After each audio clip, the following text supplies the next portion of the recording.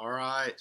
Hey guys, we got a few people starting to join in, so we'll go ahead and get started for this week. Hope everybody's doing well. I know a few weeks into this now, some of the newness of being at home for school has kind of worn off a little bit. I know it has around my house.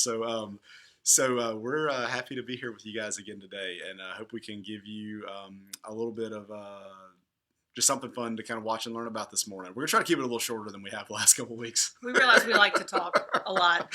So our goal is to keep this closer to 30 to 40 minutes this time. So if we start running over, you guys just you certainly can chime in and let us know. In fact, I'm going to start a timer for us right now so we can kind of have an idea of how long we're talking for. But yeah, look. So guys, if you guys are tuning in this morning, I hope a lot of you guys have maybe watched the last 2 weeks that we've done. But if you haven't, that's okay. We're going to kind of be talking about some similar things, but some new things today too. And so the first week we talked about our bones and what they do for us, why we have bones, why they're important. We talked a little bit about what bones are made out of. And a little bit of just the biology of bones. And then last week we talked about fractures and we talked about different types of fractures and ways to describe them, ways that why the bones can break and how they heal. And we mainly talked last week about casting and how they heal in a cast, but today we're going to get a little what's the word for it? A little lesson. Hands-on. A little hands-on. Hands-on lesson. And we've got all kinds of tools back here. We got drills and saws and all kinds of instruments that we use in surgery to fix bones with plates and screws. And we're going to show you, we're going to go through some pictures and let you know how we, what kind of instruments and what kind of fixation devices that we use to fix them. So that's why we put our OR hats on for you today. These are kind of like hats we wear in the operating room. I mean, mine is the best hat that you can get right here, War Eagle. So I'm sure that'll ruffle some feathers, but it's all good. So let's go ahead and get started. We'll do a quick lesson on we're going to start just talking about just why we sometimes have to fix bones. We talked last week about putting bones in casts when they break. Remember, you can break your bone a lot of different ways. Most of the time, you guys, when you're young, you're going to break them just doing something active. You're just out having fun. You're playing on the playground. You're jumping on a trampoline. You're riding your bike. You have a fall. You break a bone. Most of the time, we put it in the cast and it heals. But there's sometimes when there may be some reasons why a bone won't just heal with a cast on, or it won't heal the right way. And so that's what we do as orthopedic surgeons. And in our teams, it's kind of the way we help people. We put bones back together so that they heal in proper alignment, that they heal straight, and hopefully sometimes that they even heal a little faster and get you back to doing what you want to do a little quicker. So let's go ahead and we'll start our lesson, and then we'll get to the demonstration portion soon here too. So, all right. So how we fix broken bones that need surgery. So why do we fix fractures? Why would we need to do that? So we talked last week. Sometimes they just won't heal with a cast. We have to improve the alignment, meaning if it's, if there's I don't know if y'all remember talking last week, but we talked about displaced fractures when they're not lined up. What we call is the anatomic position, but when they're off, and we have to set them or reduce them, and they don't want to stay. Sometimes we have to take them to surgery to fix it that way, or if it's around a joint specifically and it's causing instability of that joint, which can lead to increased wear and tear, and the joint itself can just wear out over time. So it's real important to try to reduce those fractures and get them lined up where they should be to prevent problems with the joint down the road. It's not anything that may happen in 2 months, but 10 years, 20 years down the road, they can certainly have problems if it heals in the wrong position. And then non-union, malunion, that's just basically saying a non-union is if you leave it without lining it back up and there's too big of a gap, it can lead to a non-union, or that's just a word for saying it doesn't heal. Or it doesn't heal with bone, it's just got a bunch of soft tissue in there that essentially is... It's not strong enough to support the function that the bone needs to be able to do. And so a lot of times if you have a non-union, a bone that doesn't heal, it can be really painful. Even after your bone's supposed to be healed, it can still really hurt. And I'll tell you that we don't see that problem quite as much in kids, if there's, if it's mostly kids watching this right now. But, in adults, that's something that we do run into. And there's some different types of treatments we have to do for that sometimes. And that could be even a whole other talk about that we can do. And then malunion is when things just don't heal in the right position. It might heal, but it doesn't heal correctly. And that goes back to just improving alignment Yeah. right there. And then one of the biggest reasons is getting you back to regular activities a little bit earlier. It can take if a fracture is not lined up well, and it will heal, it just can take a lot longer as opposed to getting it lined up where it needs to be and the plates will provide some stability around the fractures. And all these things we're talking about here from a standpoint of kind of what we learn when we go through orthopedic training is this is kind of modern principles of fracture fixation. What people learned over time is that actually a lot of fractures, it's better to treat surgically because we can make them more stable. We can do things surgically now where what we do is called preserve the biology of the fracture, where when we do a surgery, we don't kind of remove as much of the tissue around the bone as what we used to. We're very careful not to do that, actually. And then we've learned that early motion in a joint, so if you break the bone in the middle part of your arm, if we can fix that and go ahead and get it to where you don't have to be casted from your hand all the way up to your shoulder, you can go ahead and move your elbow, you can go ahead and move your wrist. That's a big deal. And what people learned over many years of studying this is that it's actually much better if you can treat a fracture that way. So these are kind of the modern principles of how we fix fractures. So with everything we just talked about, this is an example of an ankle fracture. That's your ankle joint. You have your tibia right here, the big bone. This is your fibula, your smaller bone. And you have a fracture right here. This is that bony prominence on the inside of your ankle. This right here is called your lateral malleolus. This is the outside bony prominence of your ankle. But you can see there's a fracture through here and a fracture through here. So the reasons we would need to fix this are to improve alignment, because you can see this is it's all out of alignment right now. This is off. This is off. Another reason is because this is leading to an unstable joint. Some of y'all may not truly be able to appreciate this, but in a normal stable joint, this space right here should be nice and even all the way across. Okay. And also that bone right there called the talus. That's called the talus right there. It's not centered up under the tibia in that. You want this to be centered up right up underneath here.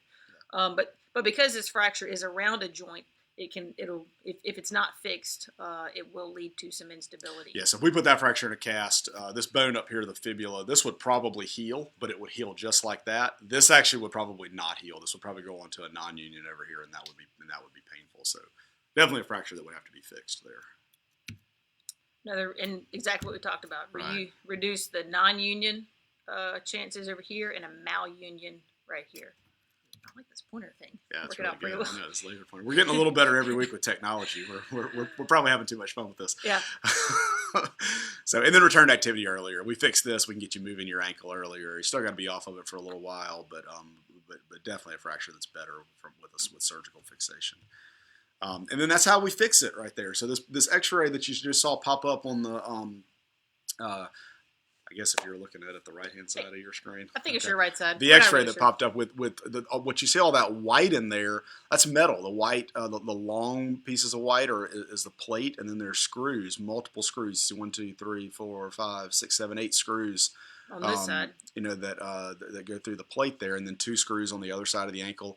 And that's basically a picture of that same fracture from the other X-ray after it's been fixed. And now the alignment is actually perfect there. That alignment is what we call anatomic. Anatomic means just like God made it. It's put right in the back alignment, right in the same alignment. And I don't know if you can appreciate it, but we talked about the joint instability and lining up the joint. Over here, you can see where this is called the mortise around the talus. You can see how it's uneven there, and you can see how it's perfectly even right here. Yeah. Now, some of that's the angle of the X-ray, but that's pretty good. It's good X-ray, though. Yeah. All right, so what do we use to fix these things? And I think, if you've never seen this before, this is the fun part, but man, and this picture is really cool here with all these plates. And we are so fortunate in orthopedics now to have all these different types of plates. It has not always been that way, but this picture right here shows you just all these different shaped plates and screws. And these are made for different parts of the body. Some of these are just straight plates that we can use on long bones. But you see some plates in here that have some different shapes to them that some are curved and some have these Y shape. And those are made to fit specifically around joints. And so a lot of different options that we have now for to pick exactly the right kind of plate to put on a bone when it breaks to hold it in alignment. And then, yeah, what you got here? Got some bone screws. These are different types of bone screws. Now, I don't know if y'all can appreciate how all of these are fairly different in the way that they appear. Now, screws come in different sizes and different diameters, but they also come in different, not necessarily shapes, but they have different purposes for each of these. These bones here on the left, I don't know if you remember from last week, we talked, and really the last couple weeks, we've talked about cancellous bone and cortical bone. The cortical bone is the strong bone on the outer part. Hopefully y'all can see this. On the outer part of the bone, and then the cancellous bone is this soft bone in the center here, and there's also some cancellous bone up closer to the ends of the bone. Yeah. The cortical bone is down the shaft of the femur, the shaft of the bone in the middle.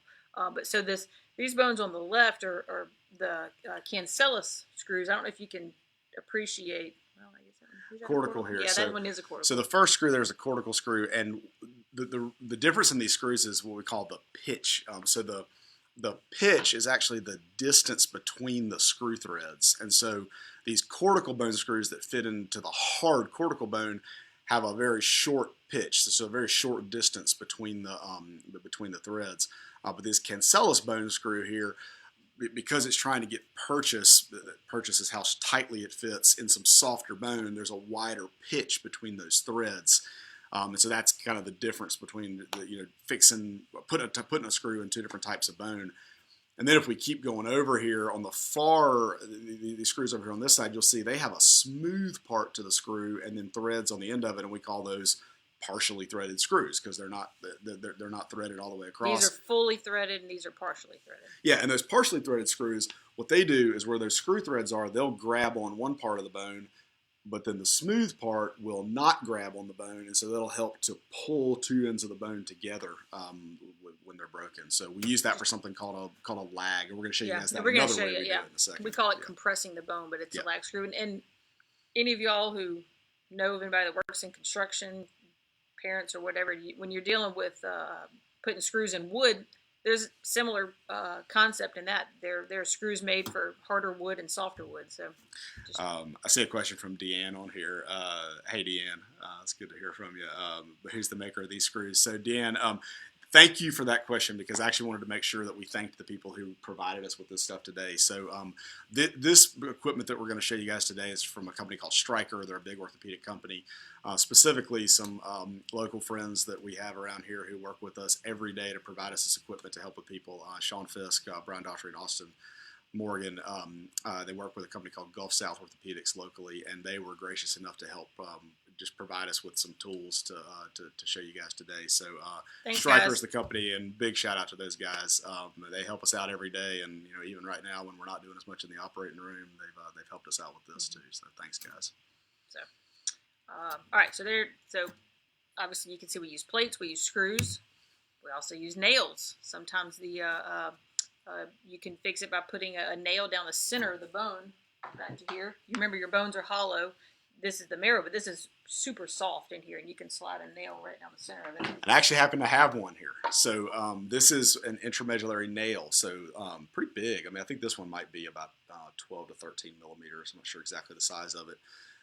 But this is what we would put actually down a bone. So this is a titanium nail. Most intramedullary nails are titanium.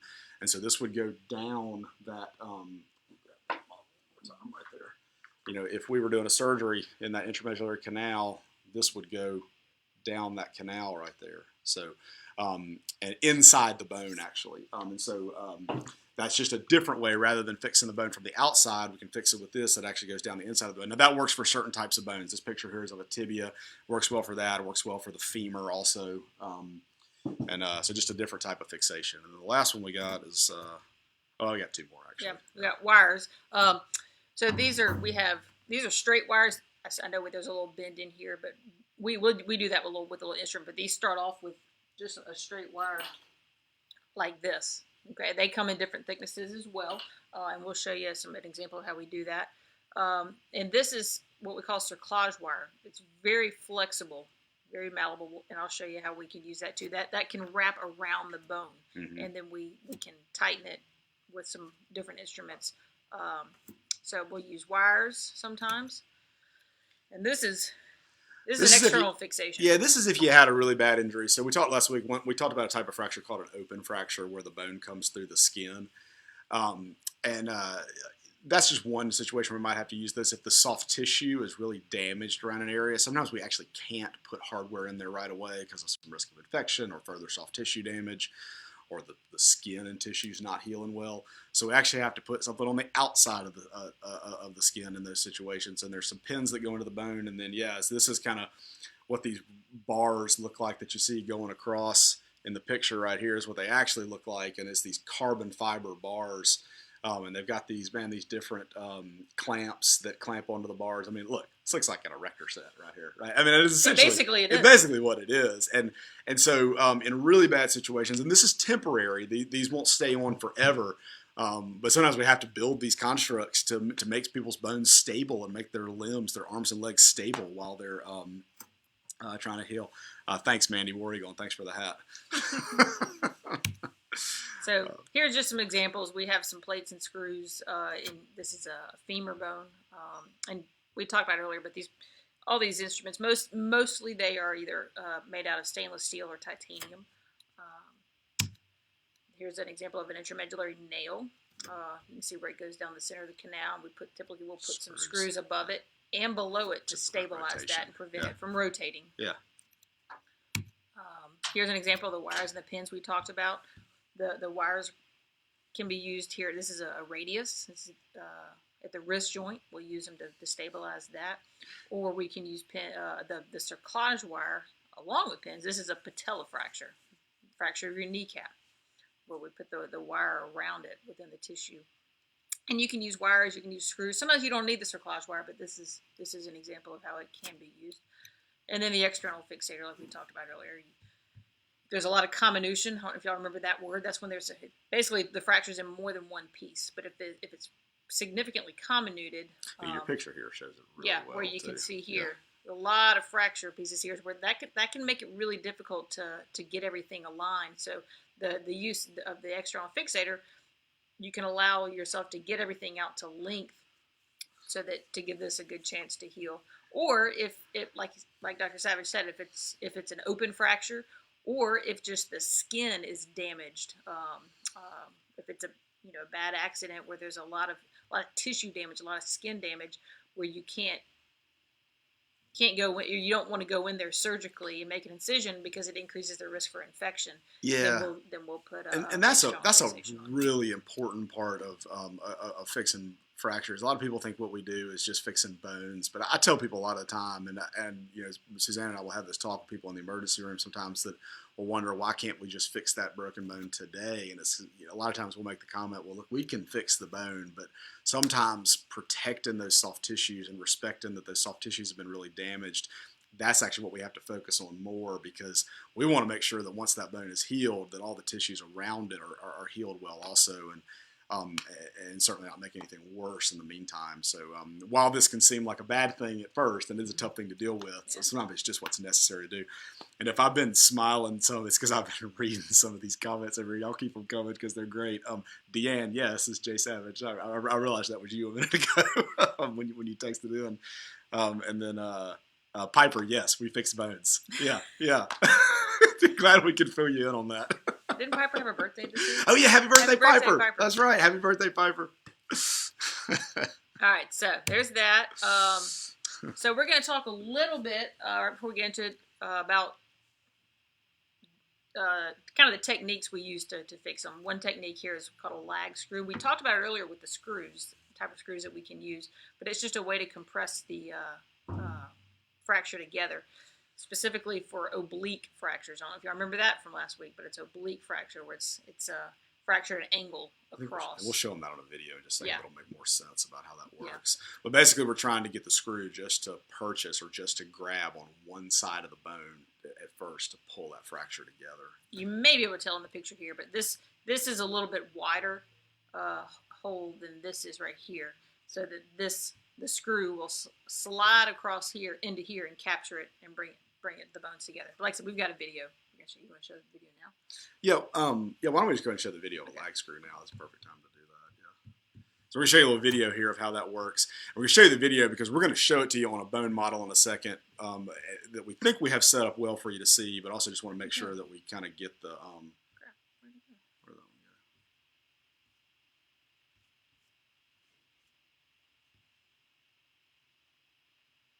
go? Well. Let's keep. Let's. All right. That's okay. Let's just go. Yeah, we'll keep going for a second here. Yeah. I'll answer some questions while we're looking for a second. We don't have it. We can just keep. That's okay. All right. Let's see. Questions we had coming in. Here we go. I saw. All right.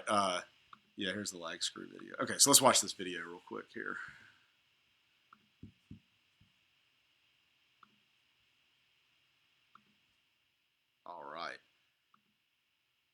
So here's an oblique fracture, and it's getting put back together there.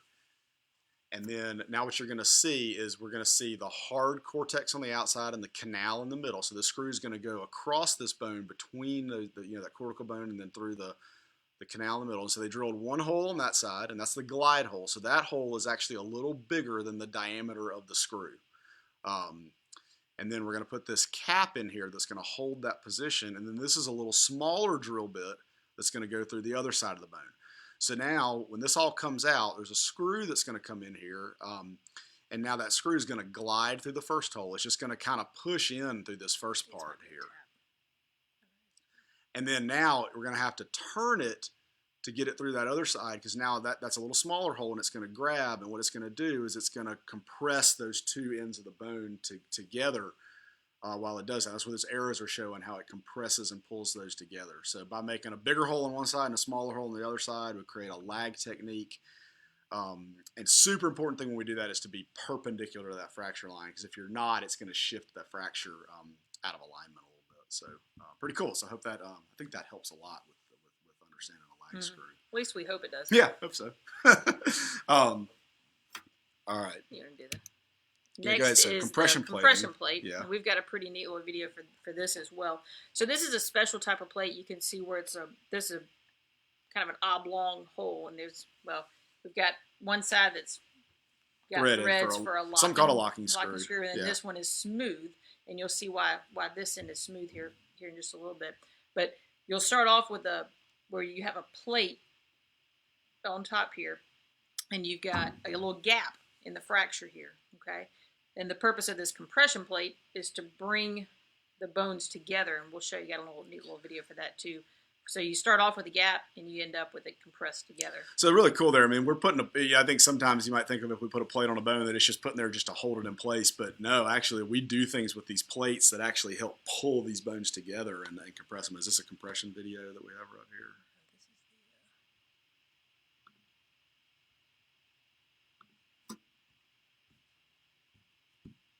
Oh, there we go. Yeah, that's right. Let's show you a little video of that, and then, yeah.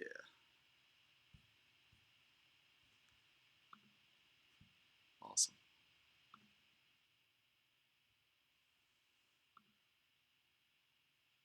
All right, so the plate goes on the bone here, and then what we're going to show is there's this kind of an oval-shaped hole. And what we're going to do with the screw is going to put a screw in on this side of the fracture, and those screw holes were drilled kind of towards the edge of that hole. And the reason is when this screw starts to go down into the hole in just a second, is that screw head, when you tighten it down, is going to slide down into the hole, and it's going to basically pull that plate. Well, it's going to pull the plate from each direction, and that's going to help pull the fracture together. And then the two screws being put there at the end, those are just extra screws to hold the plate in place. But what those first two screws actually did is the way they were positioned at the edge of those holes helped to kind of smash that fracture site together. And if anybody can read the German, then awesome. All right. So as we're coming back on here, I finished it up. Let's see if we had any questions that we could just kind of start to answer. How hard is your skull? I don't know if that was James hard. doing. It's hard. um, That's it. it was what it buzzed with somebody at my house. Okay. And then another question we had come through here was if you have hardware in a bone, can you break that bone again later, or can the hardware break? That's a good question.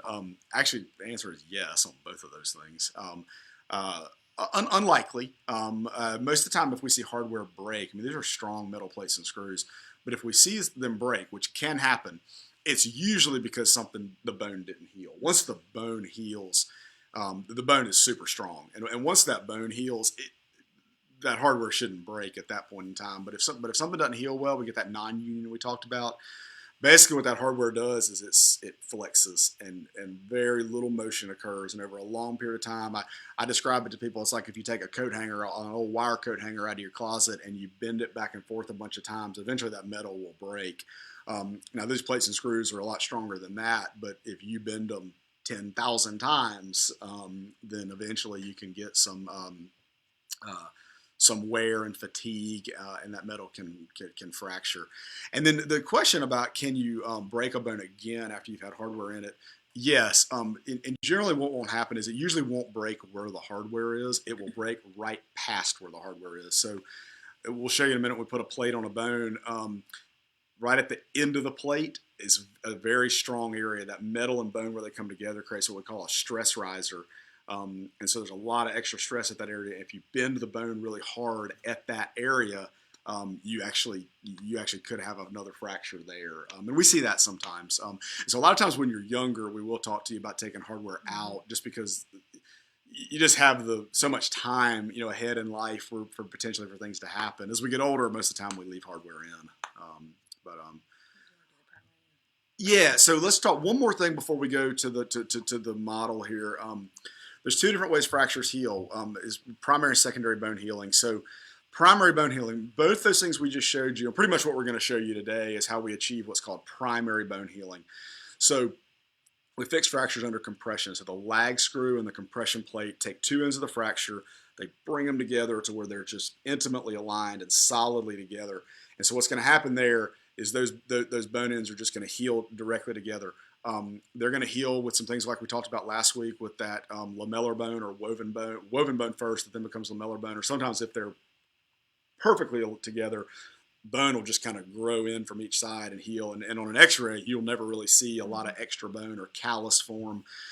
But secondary bone healing would be like if we put an intramedullary nail across a fracture. This that I showed you a minute ago, this rod, if we put that down a bone, it lines the bone up and stabilizes it, but it doesn't give it 100% stability.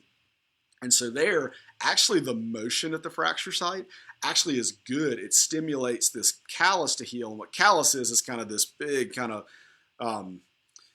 it's like a big ball of bone that forms around the fracture site. And it'll form and it'll be soft at first and then it'll harden over time and then it'll soft remodel. And sticky. Kind of allows the bone to stick together somewhat until it gets mineralized and all the calcium and everything fills it in to make it strong as bone. We talked about that last week. Right, because really secondary bone heal is how things heal when they're in a cast also, because we didn't compress them together, and then there we go. That's just and then we talked about a little bit, so, not a lot of callus in the primary typically, and then in the secondary you do form that callus followed by the remodeling with the mineralization like we're talking about. Now, do you want to show that video? Or are you going to move on? Let's I'll tell you what. Let's question. I was trying to see if we had questions. We got some funny comments, but from some people we know. But I don't even know how to answer some of those. I'm glad I can't see those questions over there. All right. Yeah. Let's You want to do the video of the primary bone healing?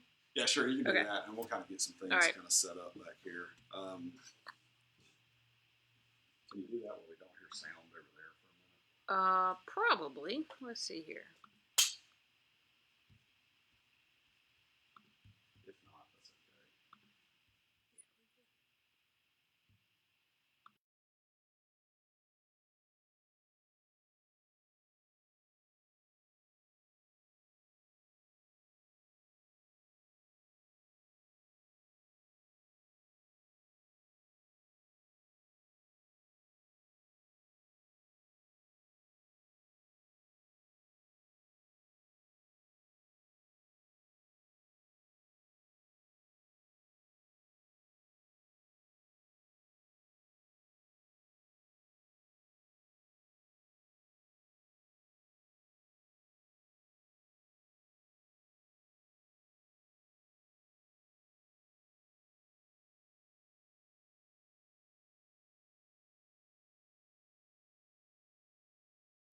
All right, guys. So the reason we turned the sound off for a second while the video was playing, I was using a saw, and I knew it was going to be really loud to make a fracture in this bone back here. But this video is just talking about the primary bone healing, and when the bones heal end to end, like this. So. Yeah, let's go ahead and move on. Yeah. All right. Hang on.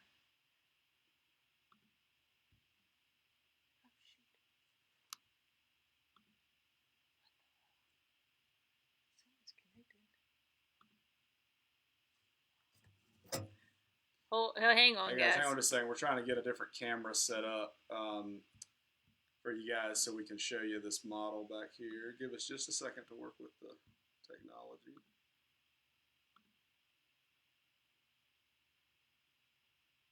There we go. All right. Okay.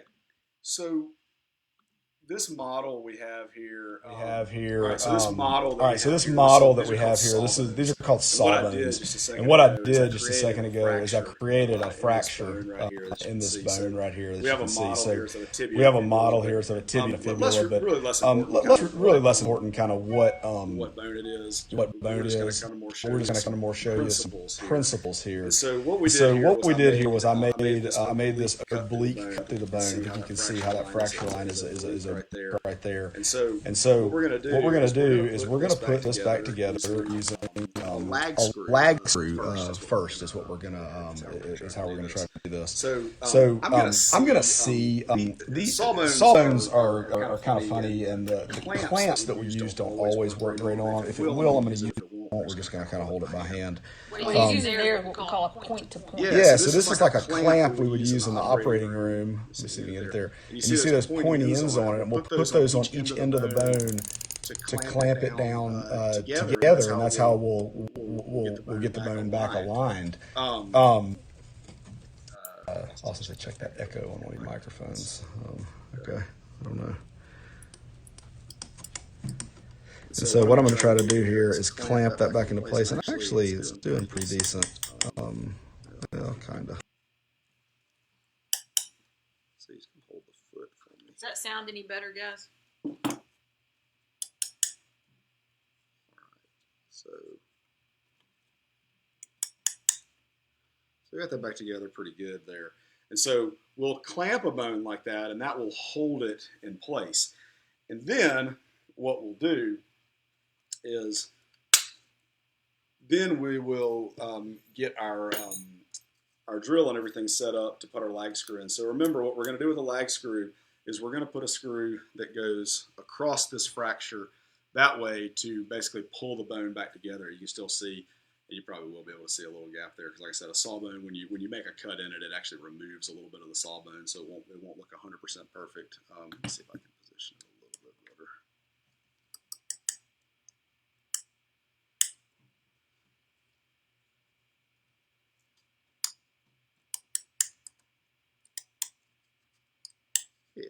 When we're in surgery, there's a lot of soft tissue attachments that kind of help hold things in place.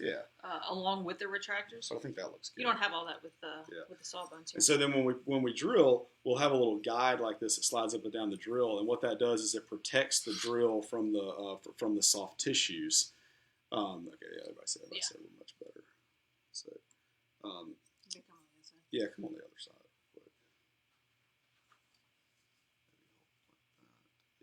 Yeah, perfect. Yeah, there we go. And so then what we're going to do is we're going to start our gliding hole right here. So this is the bigger of the two drill bits, and we're going to go.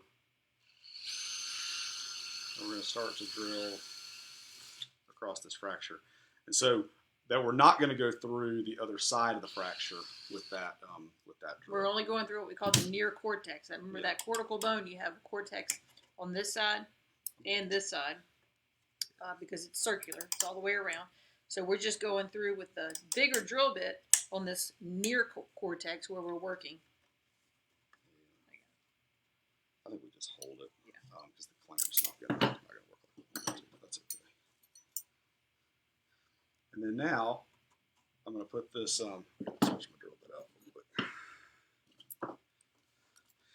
And so the type of the size screw we're using is a 3.5 millimeter screw, and so that first drill was 3.5 millimeters, and then now let's just hold it. Yeah, I think we'll be okay. Now what we're going to do is we're going to go back in here, and this is going to make sure we go down through that same tract, and then this is a little smaller drill bit, and this one's going to go all the way through the other side of the bone here.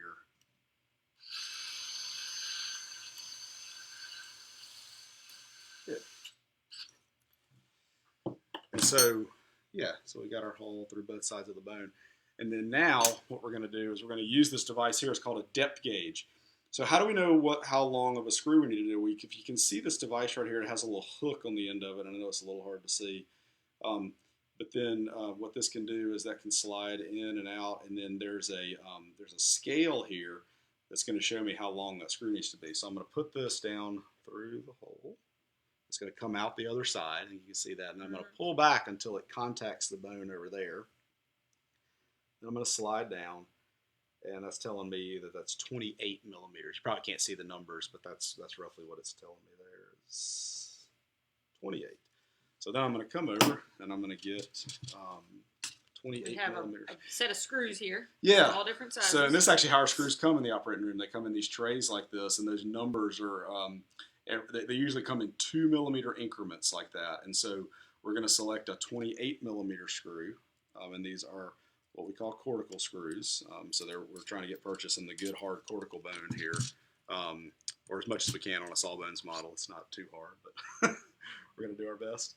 And then so remember I made this top hole is called the gliding hole, right? So the screw is going to kind of push pretty easily down through that. And then I'm going to have to start turning it when I get to the other side.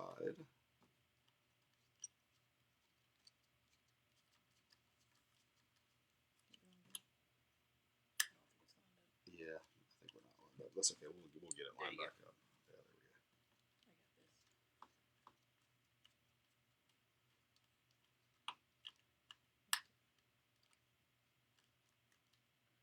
there we go. So I can feel he's starting to, what we call purchase, it's starting to grab the other side now.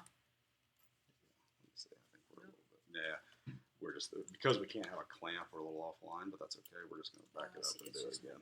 Yeah, we just weren't going through our other hole, but that's okay. We'll get it. Let's, tell you what. Hey, it's always fun doing something for the first time on a video like this. Yeah, so we'll do that, and we'll just make sure we got our alignment.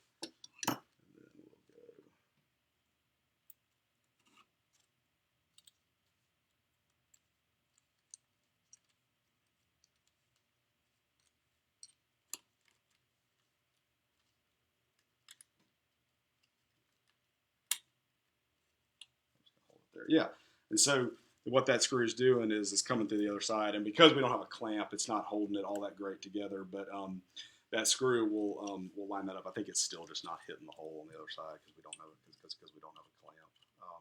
And so I think what we'll do is we'll show it with the plate. That'll be a lot easier because we'll be able to hold it a lot more steady with the plate. You know what I mean? Like we talked about with the compression plate. So. We'll use the same screw in just a second, but I'm going to show you guys what we do when we put a plate on here too. So let's do it this way instead, just since we can't clamp it. Right. Let's get this plate here. All right. So other things we'll use are plates like this. And so what we'll do with this plate is we'll end up putting the plate across the bone there, across the fracture. And what we're going to do is we're going to put a screw in each side of the plate first in order to just to hold it to the bone, and that'll stabilize the bone once we do that. So again, we got our drill here.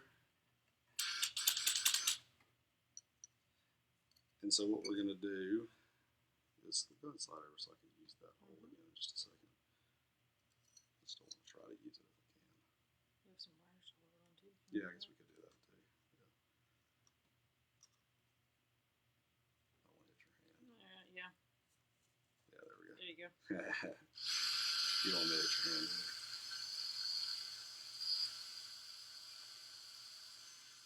So again, so we drilled a hole all the way through there. And we're going to measure again with our depth gauge.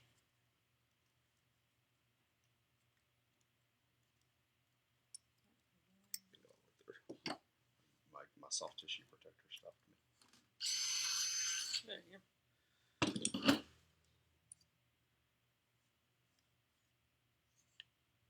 We need 26. So we're going to get our screw.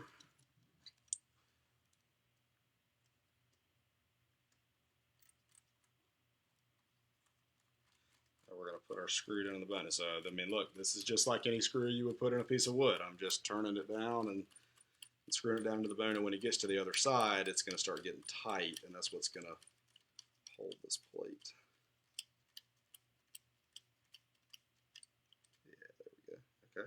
So now we got a screw on one side there, and now So you can see it's that plate is fixed to one side of the bone. So now what we're going to do, and this is how we should have done this at first to hold it together. It would have been a lot better for the demonstration, but hey, you live and learn. Is now what we're going to do is I'm going to put a screw on the other side, and that's going to hold the bone stable while we so we're going to go here, and again we're going to drill all the way through. Every time we drill, we're going to measure because we want to make sure that that screw comes just barely through the other side of the bone, but that we don't leave it hanging out too much on the other side. If it's too short, it's not going to go through the other side. It can actually loosen up over time. And if it's too long, there's some tissues on the other side of the bone that the end of the screw could irritate. So that's why it's so important to get the right screw length.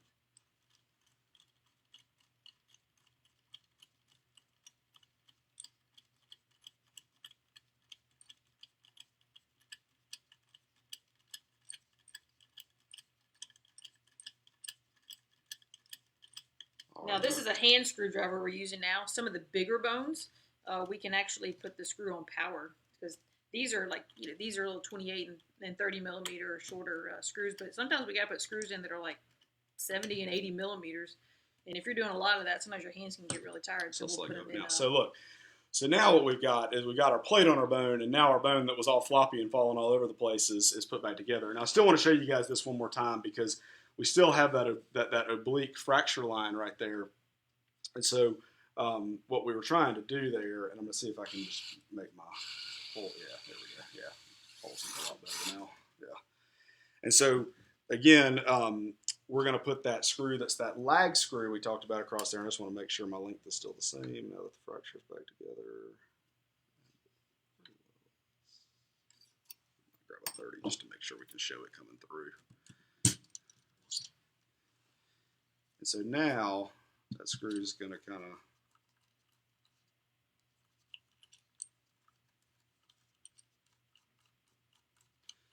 again what this screw is going to do is it's going to go perpendicular to that fracture and kind of really pull it together in the middle so that we get that primary bone healing that we just talked about on the slides and in the video.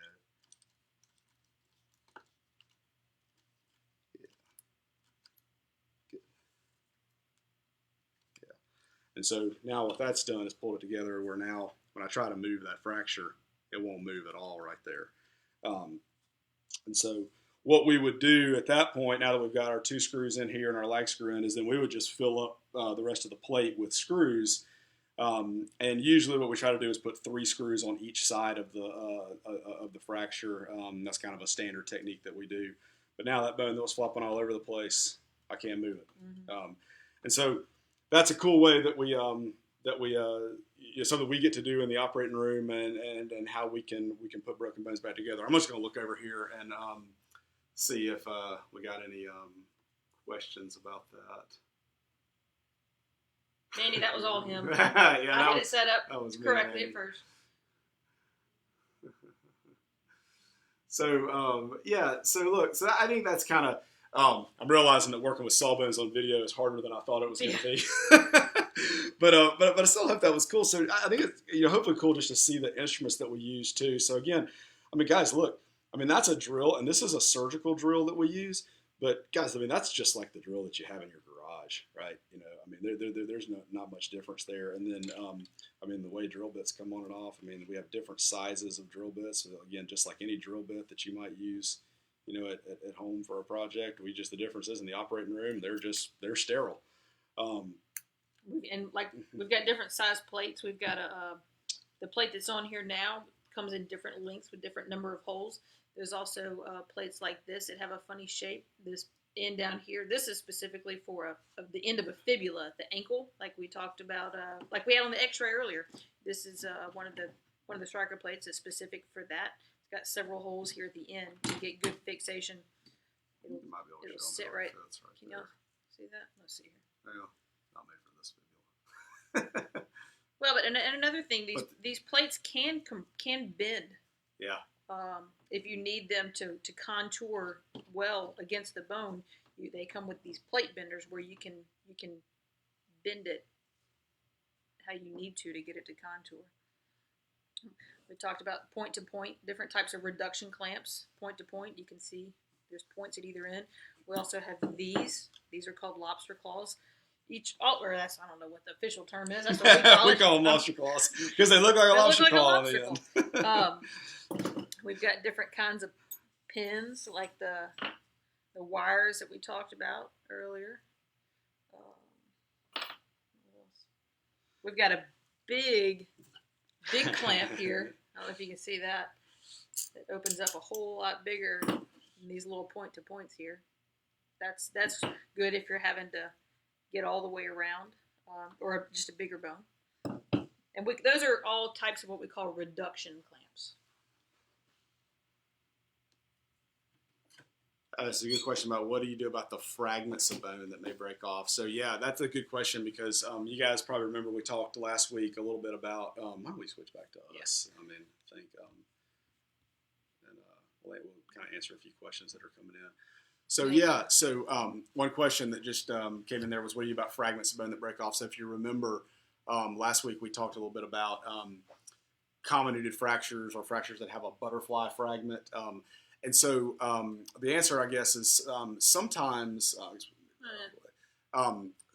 we have to fix every one of those little pieces, and sometimes we don't. It depends on if we're going for primary or secondary bone healing. If we're putting a rod down the bone, we might actually not fix every small little piece. Sometimes there are small pieces of bone that actually do have soft tissue ligaments attached to them and things, and those we do have to be very careful to fix. And actually, we don't have on this tray here. We have some very small screws to fix very small fragments with. Yeah. Sometimes we might have to actually use some big strong sutures and things, or something called a suture anchor that we can put in the bone that has some stitches that come off of it that can then tie those small pieces of bone down as well. So that's a good question about how we might manage those things. Any other questions you guys have? Is the drill heavy? Actually, it's not. No, it's really not. I mean, they're really not. Now, and what gives it its weight is, because these are all battery operated, what gives it its weight is the battery. This is the heavy part. This is pretty light. Yeah. And guess what? Those batteries run out just like your batteries do. But we have a bunch. That's of why them. We even had a backup today. So, let's see. Anything else? I'm gonna scroll back up and see if I can see anything else. Don't try this at home. Thanks, guys. I hope you guys thought that was helpful. That was actually a little harder on video than I thought because you can't put your hands in the normal places. Yeah. So we had to kind of change up what we had planned to do at first. Yeah. But I hope it works. Still showing you how. Y'all learn something. Just how just seeing kind of in a live video of how we had that bone that was floppy and moving all around, and man, this is just a titanium plate we got on there with a lag screw, and man, it's not it's not moving at all at the fracture side. I mean, the foot's moving down here, but the brake's not moving at all.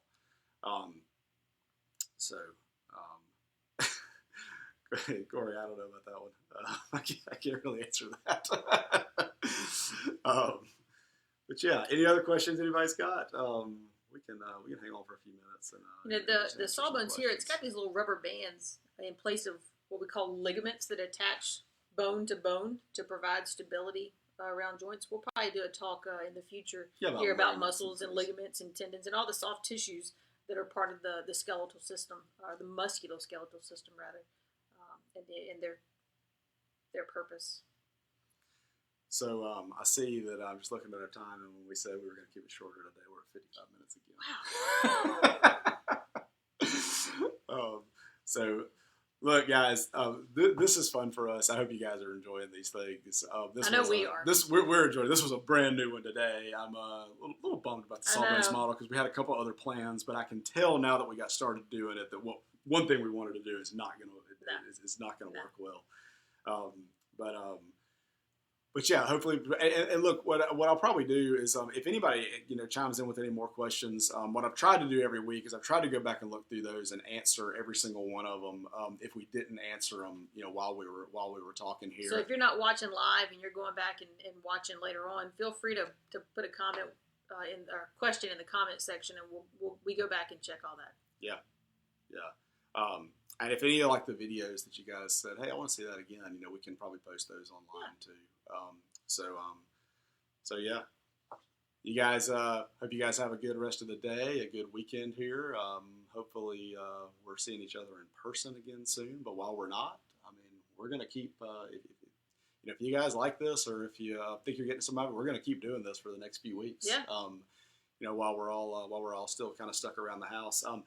The other thing I'd say in the comments is if anybody has any suggestions. Look, we made this up a few weeks ago, and we said, hey, we want to do something to try to be helpful for people, with kids at home, and try to teach them something educational in the process. And we just said this is what we're going to do, and kind of came up with a few ideas, and we got a few more. But if anybody has any ideas of things that you think that you say, man, that would be really good if you guys would talk about this, or if you could show us this, or how does this work, then man, yeah, let us just know. tell us. We'd be more than happy to to talk about that. So, all right, you got anything else, Suzanne?